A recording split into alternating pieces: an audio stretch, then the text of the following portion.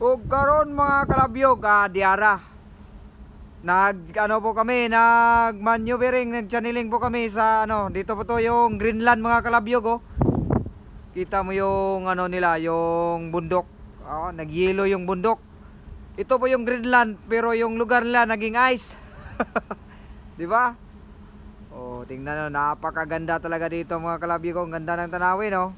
Pero napakalamig mga kalabyog. Yung mga bundok dito nag-ice. Ito po yung Greenland pero yung lugar nila naging ice. Baliktad. Yung Iceland naman, yung lugar naman nila naka-green.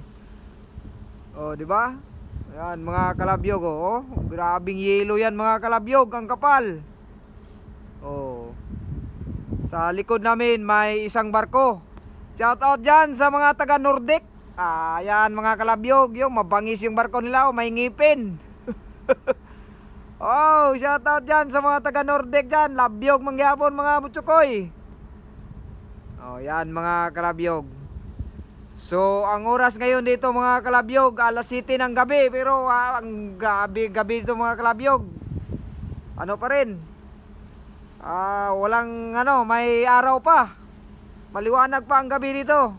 Oh, kita nyo mga kalabyog. Grabe, oy. Ang lamig.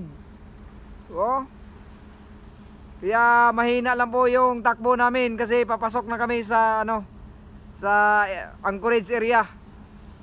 Oh. Kita mo yung bundok, nagyiyelo na mga kalabyog sa sobrang lamig. 'Di ba? Ang sarap ang sarap tingnan. Napakaganda ng view mga kalabyog.